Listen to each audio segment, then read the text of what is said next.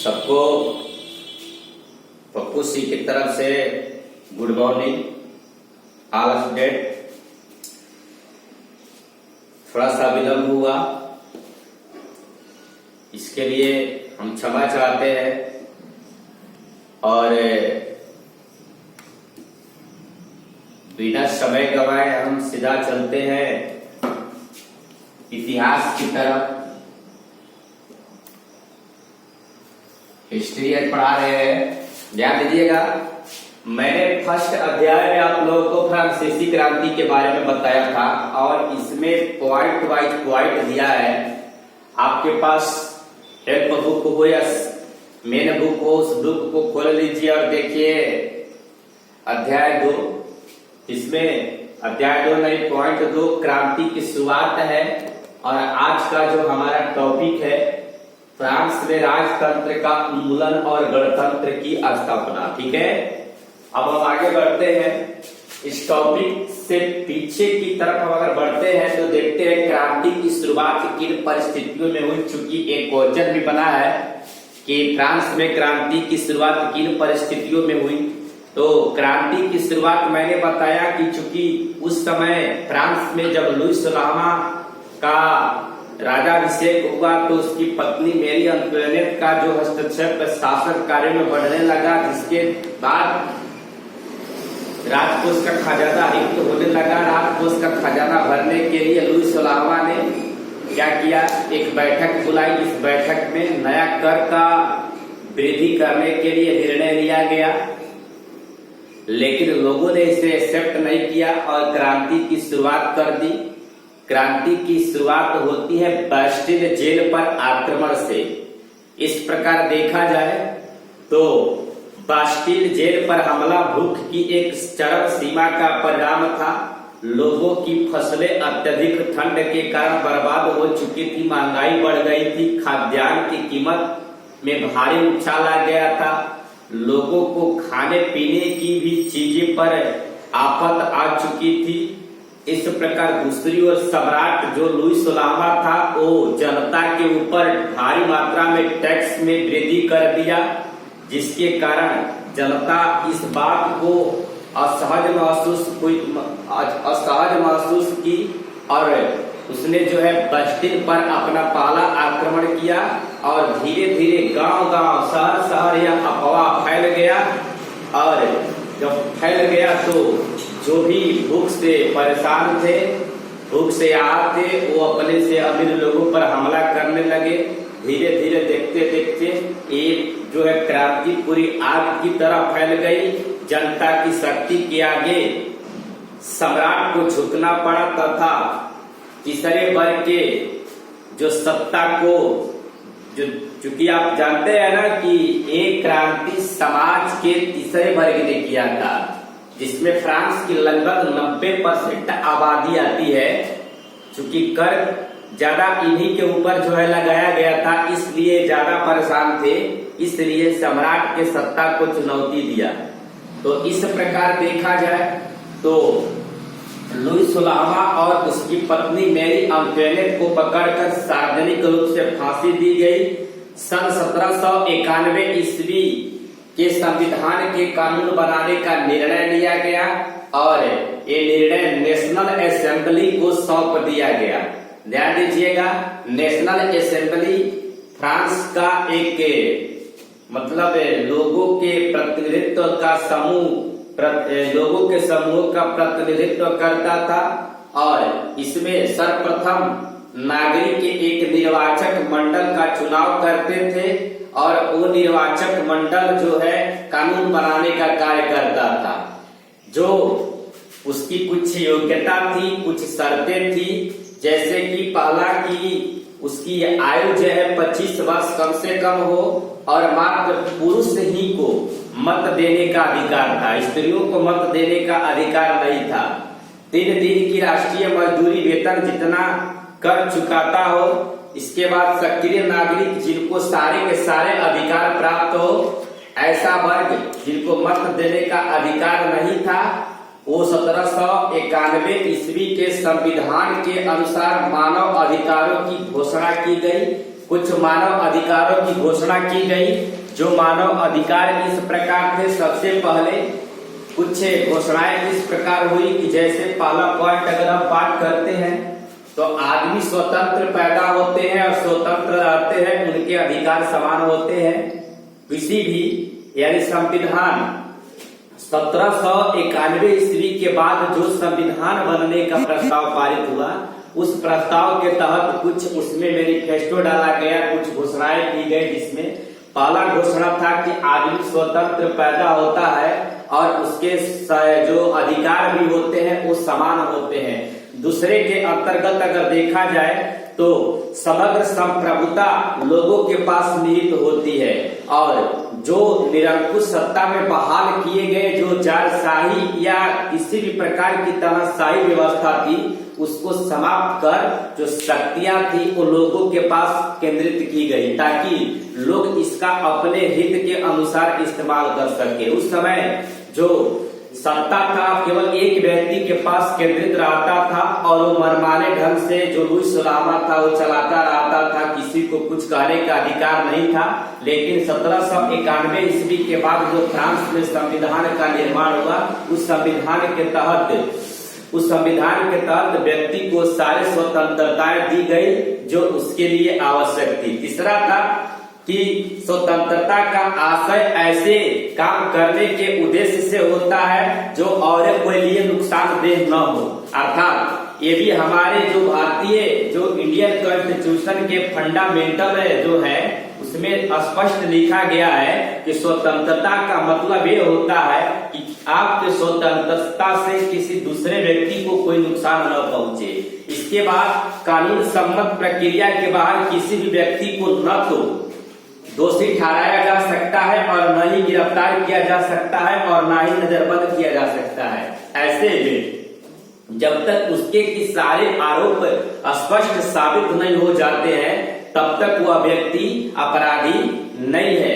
इस प्रकार जो है फ्रांस में एक नए संविधान और गणतंत्र की तरफ हम आगे बढ़ते हैं। फ्रांस में राजतंत्र का समाप्त यानी जो है इसका खात्मा किया गया और फ्रांस की जनता गणतंत्र की तरफ बढ़ने लगी। अब ध्यान दीजिएगा, राजतंत्र और गणतंत्र, यहाँ एक टॉपिक मैं लिया हूँ राजतंत्र और दूसरा गणतंत्र। ये राजतंत्र और गणतंत्र का मतलब क्या होता है संक्षेप में बता दूं आपको कि जैसे ही मैं सिविक्स की पढ़ाई स्टार्ट करूंगा तो इसमें आपको स्पष्ट क्लियर हो जाएगा, लेकिन थोड़ी बहुत जानकारी के लिए बता देना चाहता हूँ। राजतंत्र का मतलब होता है राजा का शासन।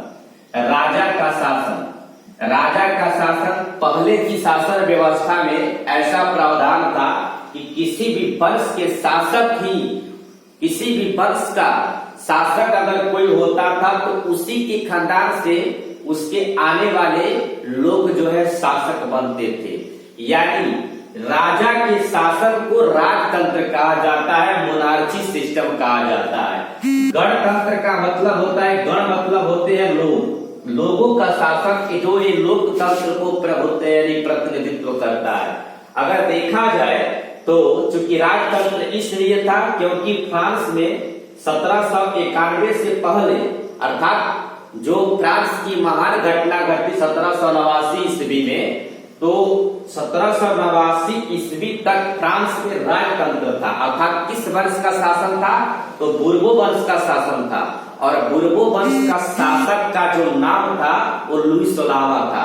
लेकिन 1789 ईस्वी में जो फ्रांस की महान क्रांति हुई, उस क्रांति के बाद जब शासन लोगों के पास आया तो गणतंत्र की तरफ वो आगे बढ़ा। लेकिन ये भी स्पष्ट क्लियर मैं कर देना चाहता हूं कि 1789 के क्रांति के बाद फ्रांस में पूरी तरह से गणतांत्रिक व्यवस्था नहीं लाई गई, क्योंकि अभी समय उसके अनुकूल नहीं थी। चूंकि ये भी मैं बता देना चाहता हूं कि ये राजतंत्र दो प्रकार के होता है। राजतंत्र दो तरह के होते हैं। एक का नाम है निरंकुश राजतंत्र। निरंकुश राजतंत्र, अबे आसो ये आसो निरंकुश राजतंत्र और दूसरा है संवैधानिक राजतंत्र। संवैधानिक राजतंत्र मोनार्ची सिस्टम, इसमें पहला था निरंकुश राजतंत्र और दूसरा था संवैधानिक राजतंत्र। मैं यहाँ पर 1789 ईस्वी के काल की बात करता हूँ। तो 1789 ईस्वी में जो क्रांति हुई, उस क्रांति से पूर्व जो फ्रांस में शासन का जो स्वरूप था, व्यवस्था था, उसका नाम था निरंकुश राजतंत्र। निरंकुश राजतंत्र में क्या होता है कि कोई भी राइट या कोई भी अधिकार जो है जनता को नहीं दी जाती है। जो भी निर्णय लेता है वो सम्राट लेता है और सम्राट के निर्णय पर ही सबकी मुहर होती है। इसमें शक्ति का दुरुपयोग किया जाता है और ये व्यवस्था जनता के अनुकूल नहीं होती है, जैसा कि सम्राट लुईस लावा के पास निरंकुश राजतंत्र था। अब जब 1789 ईस्वी की फ्रांसीसी क्रांति हुई, उस क्रांति के पश्चात जब लुईस लावा और उसकी पत्नी मैरी अंतोनेट का जब मतलब समाप्त हुआ, उसको खत्म किया गया, तो उसके बाद जो फ्रांस में आने वाली जो शासन व्यवस्था था वो गणतंत्र नहीं हुआ। गणतांत्रिक शासन व्यवस्था नहीं है, ना ही लोकतांत्रिक शासन व्यवस्था है। क्योंकि मैं बताऊंगा तो आगे चलकर गणतांत्रिक और लोकतांत्रिक के दो इंपॉर्टेंट जो है वर्ड है। क्योंकि हमारे संविधान के प्रियम्बुल में स्पष्ट है कि भारत में गणतांत्रिक लोकतंत्र, लोकतांत्रिक गणराज्य, लोकतांत्रिक गणराज्य। यहाँ पर मैं आपको बता देना चाहूंगा कि 1789 ईस्वी के फ्रांसीसी क्रांति के बाद संवैधानिक राजतंत्र स्थापित हुआ। संवैधानिक राजतंत्र था मोनार्ची सिस्टम, लेकिन यहाँ पर एक शब्द लग गया संवैधानिक, अर्थात इसके लिए जनता के प्रतिनिधियों को वो सारे अधिकार दिए गए। चूंकि चुनाव वाला व्यवस्था आया और चुनाव में भले ही महिलाओं को वोट देने का अधिकार नहीं था, लेकिन लोगों को वोट देने का अधिकार था। और चूंकि फ्रांस की जो राज क्रांति हुई वो समता, स्वतंत्रता और बंधुत्व पर आधारित थी, ताकि सबको समान अधिकार मिले, सबको स्वतंत्रता मिले, सब आपस में भाईचारा के साथ निवास करे, सबका सर्वांगीण विकास हो। इसी को लेकर फ्रांस की क्रांति हुई थी। तो इसको एक मेन आधार दिया गया, मेन इसका बेस दिया गया और संवैधानिक राजतंत्र जो है घोषित किया गया। अब अगर यहाँ पर देखा जाए तो 1789 ईस्वी के बाद जो भी कुछ फ्रांस में घटित हो रहा था, उससे सबसे ज्यादा परेशान या उसके बाद सबसे ज्यादा परेशान किनको थी? सबसे ज्यादा परेशानी थी पहले तो पादरी और दूसरे पुलिस। ये लोग इसलिए परेशान थे कि सम्राट के शासन काल में यानी निरंकुश राजतंत्र के समय इनको बहुत सारे अधिकार मिले हुए थे और ये कुछ करते वरते नहीं थे। बस जनता के ऊपर जो थोपे गए समाज के तीसरे वर्ग के लोग थे, उनके ऊपर थोके गए टैक्स से, कर से, ये अपना जीवन आराम से बिताते थे। इसलिए जब सत्ता सम्राट के हाथों से निकल गया तो सबसे ज्यादा चिंता इन दो समूहों को होने लगी। पहले थे पादरी और दूसरे थे पुलिस। अब एक और प्रश्न बनता है कि 1789 ईस्वी के फ्रांसीसी क्रांति के पश्चात समाज के किस वर्ग को नुकसान हुआ और समाज की किस वर्ग को फायदा हुआ? तो निसंदेह आप जानते हैं कि समाज के पादरी और कुलीन वर्ग सबसे ज्यादा चिंता में थे, क्योंकि इनके सारे के सारे अधिकार छीन लिए गए थे। और जिस वर्ग को फायदा हुआ, जिसके हित में यह क्रांति हुई, वो समाज के तीसरे स्टेट के लोग थे। इसमें आम जनता, जिसकी आबादी लगभग 90% थी। इस प्रकार वहां एक जो है संस्था था जिसका नाम था फ्रांस में जैकोबिन क्लब, और चूंकि ये Jacobin club sir George Jacob के नाम पर इस क्लब का गठन किया गया था, और इसके सदस्य ही फ्रांसीसी क्रांति को करने में सक्रिय भूमिका निभाए थे। मैंने बताया था ना जैकोबिन क्लब, जैकोबिन क्लब एक संगठन था जैकोबिन क्लब। जैसे में हमारे देश भारत में भारतीय स्वतंत्रता संग्राम को आगे बढ़ाने या स्वराज को प्राप्ति करने में एक अखिल भारत संगठन का निर्माण किया गया था जिसका नाम था इंडियन नेशनल कांग्रेस, जिसकी स्थापना 1885 ईस्वी में हुई थी। वो अखिल भारत का नेतृत्व कर रहा था। तो उसी प्रकार 1789 ईस्वी की जो फ्रांसीसी क्रांति हुई थी, उस क्रांति का जो नेतृत्व कर रहा था उसका नाम था जैकोबिन क्लब, और इसके दो एक्टिव जो मेंबर थे, एक का नाम था रोबेस्पियर और दूसरे का नाम था आवेसियो। रोबेस्पियर और आवेसियो आपकी किताब में दिया होगा, देख लीजिएगा। ये इस संगठन के सक्रिय मेंबर थे और इन्हीं के नेतृत्व में फ्रांसीसी क्रांति का जो है आगाज किया गया था। तो इस प्रकार देखा जाए तो जैकोबिन क्लब के नेतृत्व में 1789 ईस्वी के बाद फ्रांसीसी क्रांति जब खत्म हुआ तो 1789 ईस्वी के बाद जो शासन व्यवस्था आया वो जैकोबिन क्लब के नियंत्रण में आया। तो इस प्रकार देखा गया कि जैकोबिन क्लब समाज के उस वर्ग का प्रतिनिधित्व करता था जिसके पास आय के सीमित साधन थे, जैसे छोटे दुकानदार, छोटे किसान, मजदूर, दिहाड़ी मजदूर, ये सब जिनके आय के सीमित और अत्यंत कम साधन थे, उसी का जो है ये जैकोबिन क्लब क्या करता था, प्रतिनिधित्व करता था। इस प्रकार महंगाई को नियंत्रित किया गया।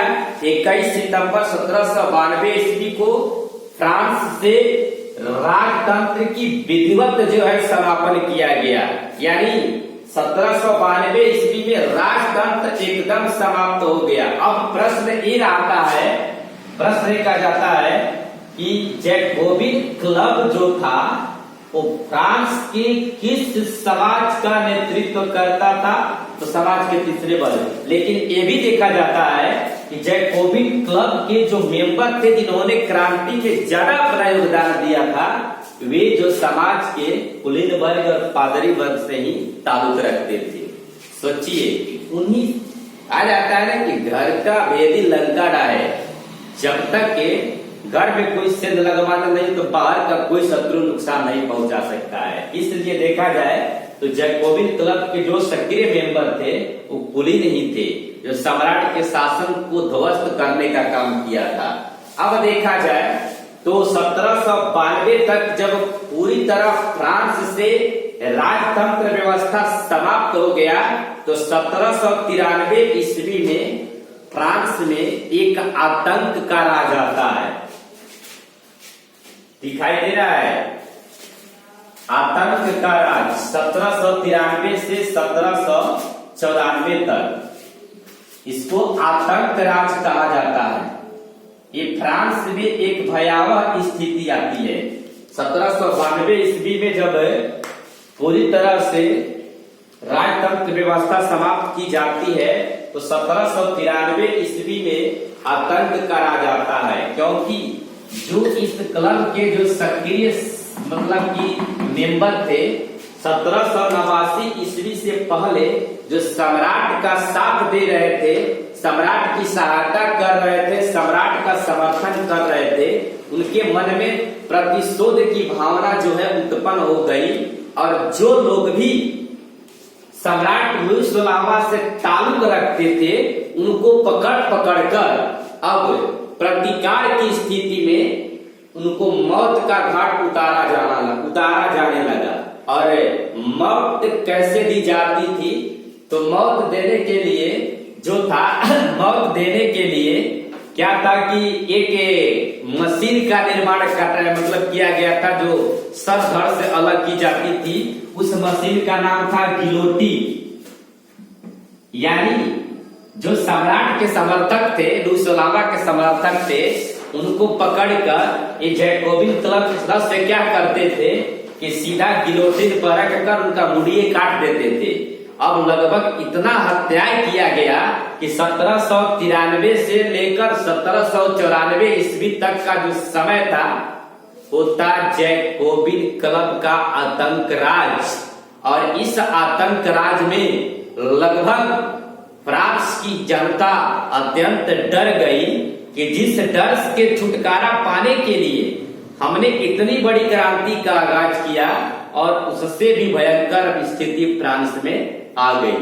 तो ये बड़ा टॉपिक आपका, अगले दिन आऊंगा तो मैं आगे बढ़ूंगा। तब तक के लिए आप लोगों से अलविदा लेता हूं। और चालू है ना, चालू है ना, ठीक है। तो इस प्रकार से आप लोग रिवीजन करते रहिए, किताब को देखते रहिए। जिनके पास किताब अवेलेबल नहीं है, अगल बगल से लेकर काम चलाइए। इतिहास का हेल्प बुक या मेन बुक कोई भी एक बुक रहेगा तो काम चल सकता है।